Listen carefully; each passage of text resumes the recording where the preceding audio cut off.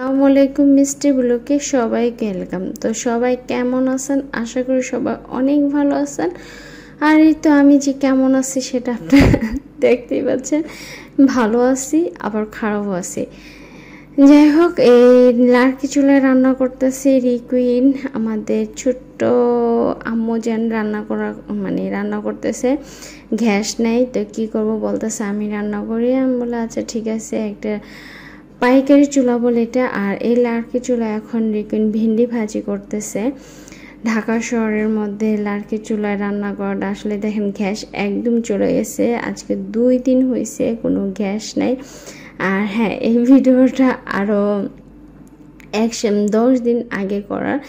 তো যাই হোক, এডিটিং করতে আপলোড করতে ব্যস্ততার কারণে করা হয়নি।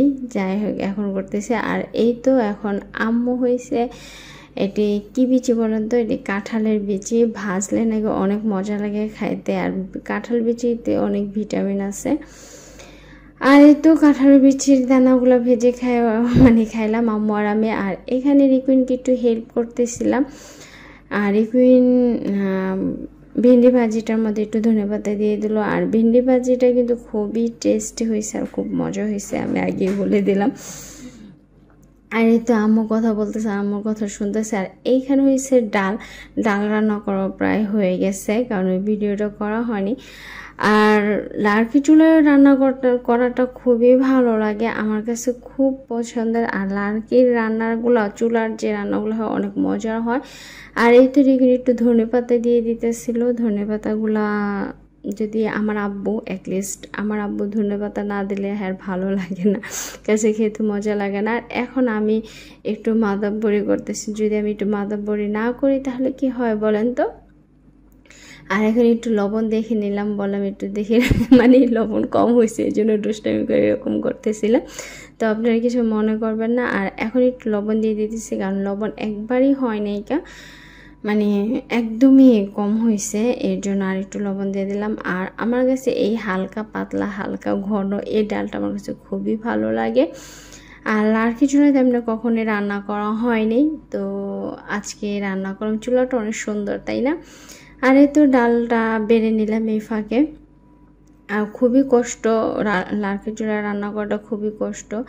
আমরা যারা ঢাকায় থাকি তারা রান্না করাটা আমাদের পক্ষে অসম্ভব। আর এখানে হচ্ছে মুরগির মাংস পাকাইতেছি। যাই হোক, লার্কি চুলা পাইছি একটা, সব কিছু আইটেম রান্না বান্না করে নিলাম এই সুযোগে।